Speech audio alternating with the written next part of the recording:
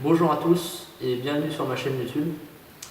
Alors aujourd'hui, je vous fais une petite présentation de la chaîne, de moi-même et une petite intervention sur véhicule concernant la centralisation. Donc je vous laisse visionner tout ça et puis on se retrouve à la fin de la vidéo.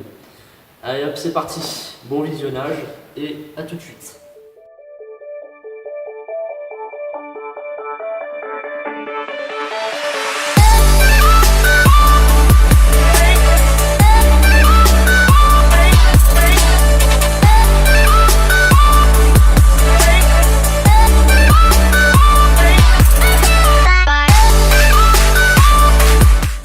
Alors, premièrement, pourquoi j'ai créé cette chaîne? Je l'ai créée tout simplement pour aider d'autres personnes qui voulaient faire le décroîtage de leur train arrière sur 106 Saxo. Bon, ça peut être sur 306 aussi, sur 206. De toute façon, c'est le même principe puisque c'est des trains arrière à bras oscillants. Donc il y aura un petit peu plus de démontage en fonction des véhicules, mais le principe reste le même. Le décroîtage, il ne change pas. C'est retirer le barre de torsion, lever le bras de suspension, remettre la barre, point barre. Donc voilà, c'était principalement pour ça, pour aider les autres à faire cette opération. Et puis, du coup, on va dire, j'ai laissé tomber un peu la chaîne, parce que bon, j'avais pas trop le temps de m'en occuper, parce que j'étais en formation et tout. Et puis, j'avais pas le matériel nécessaire non plus, j'avais pas de garage, j'avais rien. Donc voilà, j'ai laissé tomber. Et dernièrement, je me suis dit, pourquoi pas relancer un peu la chaîne. Et puis en fait, continuer à dépanner les gens, à les aider, à donner des astuces, à partager mes connaissances, mes savoirs. Et voilà quoi. Tout ça dans la bonne humeur, la bonne entente. Et puis voilà, c'est quelque chose qui me fait plaisir. Le partage, j'aime ça. Et voilà, je m'en lasse pas. Donc voilà pour la chaîne. Ensuite, pour moi, alors, je m'appelle Benoît. Je suis mécanicien automobile de formation. Donc j'ai fait 3 ans de bac pro, alors 4 en réalité, puisque j'ai quitté le lycée pour aller en apprentissage. Donc j'ai 2 ans d'expérience professionnelle dans un garage. Et en ce moment, je suis en formation dans la maintenance de matériel de parc et jardin. Donc oui, c'est très différent. Alors pourquoi j'ai quitté le secteur automobile? Puisque en fait, tout simplement, c'est l'expérience. J'ai eu une très mauvaise expérience dans le garage où j'étais, et ce qui fait que ça m'a complètement dégoûté de la mécanique auto. Du coup, j'ai quitté, je me suis dit voilà, je quitte la mécanique auto et puis je pars dans le parc et jardin, qui était une passion. En fait, je faisais du parc et jardin un peu chez moi en parallèle de la mécanique auto. Donc du coup, je me suis dit pourquoi pas me former là-dedans. Je suis jeune, autant en profiter. Donc voilà, maintenant je suis là où je suis et j'aime bien ce métier, mais je me rends compte qu'en fait la mécanique auto ça me manque pas mal, et surtout le secteur automobile. Donc en fait ce que je vais faire, c'est que je vais finir ma formation en maintenance de matériel, et ensuite je rechange de formation encore une fois. Pour cette fois-ci, partir dans la carrosserie et peinture automobile. Et du coup, repartir là dans mon élément, quoi. Parce que bon, c'est quelque chose qui me manque vraiment, j'ai hâte de retourner dedans. Donc voilà. Alors maintenant, on va passer à l'intervention sur véhicule. Donc je vous retrouve tout de suite. C'est parti. Alors, donc on va commencer. On va commencer déjà par exposer le problème. En fait, la centralisation fonctionne correctement, mais le souci c'est que je n'ai plus la clé avec le bouton, donc ce qu'on appelle le PIP, qui est l'émetteur d'infrarouge, puisque c'est l'ancien système de voyage à distance qui utilise l'infrarouge. Donc du coup, un émetteur et un récepteur. En fait, quand j'ai acheté le véhicule, l'ancien propriétaire n'avait plus la clé avec le bouton. mais avait cette clé là à la place. Donc c'est une clé Valeo. Si le focus veut bien se faire, une clé Valeo qui a été refaite chez Citroën apparemment. Alors ce que je vais faire, c'est que je vais récupérer donc l'émetteur qui est déjà ici, et je vais récupérer le récepteur infrarouge, donc qui se trouve généralement, si votre véhicule est équipé de l'infrarouge, de ce petit capot en plastique, et derrière ce capot en plastique vous avez le récepteur infrarouge. Donc du coup il faudra que je récupère ça sur un autre véhicule qui est en ma possession, qui est 706 là-bas au fond. Et bien voilà. Alors avant de commencer, je vais vous montrer un peu ce dont vous aurez besoin pour faire cette opération. Et ben voilà, tout ce dont vous aurez besoin. Donc une clé Torx, que c'est du Torx 20 si je me trompe pas. Alors je regarde, ouais, c'est du Torx 20. Donc vous prenez une clé Torx 20 et un tournevis plat, donc assez large. Et avec ça, vous prenez un bout de papier. Alors pourquoi un bout de papier? C'est tout simplement puisque on va faire levier avec le tournevis contre des plastiques pour déclipper les lampes et autres accessoires qui se trouvent sur le plafonnier. Et pour pas abîmer le plastique, on va intercaler un bout de papier comme ça, et donc du coup ça va faire coussin et ça va pas abîmer le plastique.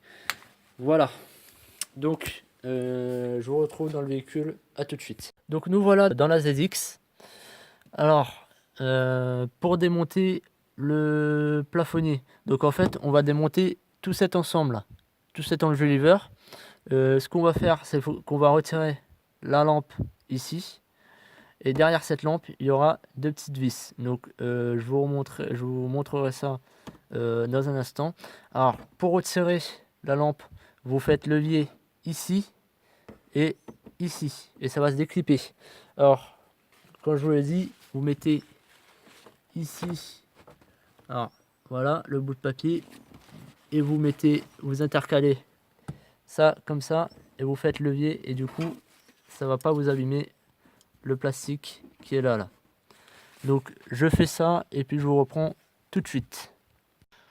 Donc voilà, j'ai retiré la lampe. Alors pour en débrancher, hein, c'est tout simple, vous tirez sur la broche là, et puis ça sort tout seul. Alors vous faites bouger un peu la broche, et normalement ça sort bien. Donc ensuite vous avez deux vis, donc une ici et une là. Donc vous retirez les deux vis.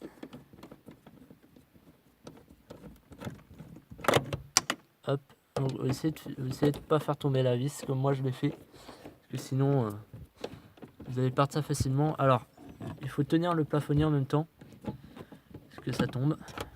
Hop, voilà.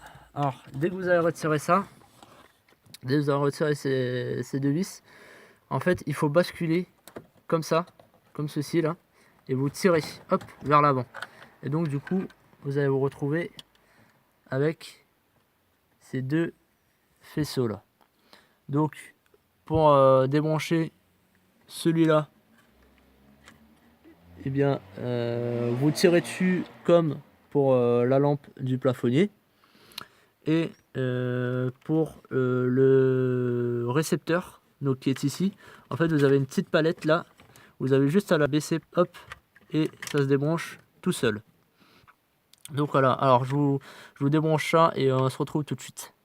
Voilà, alors une fois l'élément déposé, alors j'ai oublié de vous dire, mais il y a une petite languette ici en fait qui retient, la, vous voyez ici, qui retient la broche qui se branche là.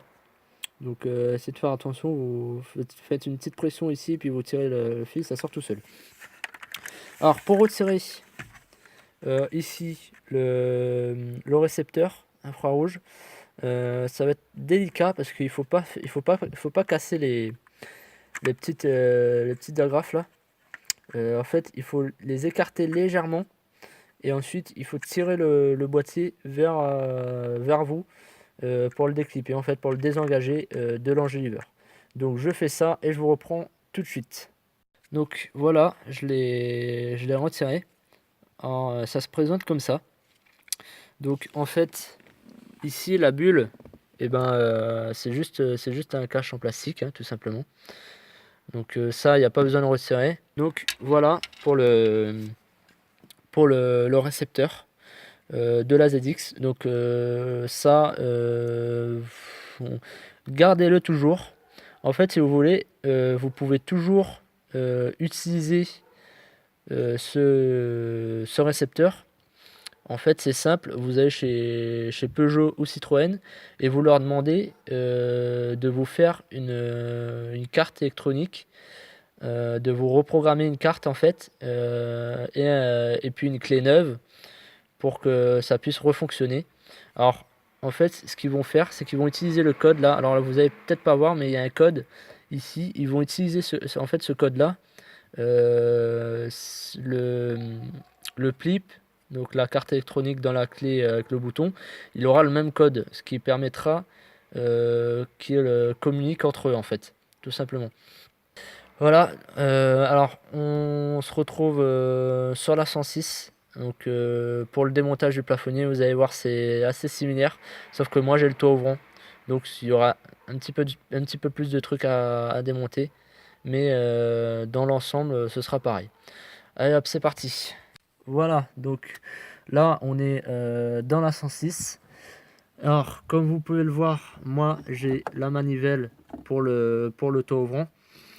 Donc ici, il y aura besoin de démonter la lampe du plafonnier, exactement comme pour la ZX. Et on aura aussi la manivelle à retirer.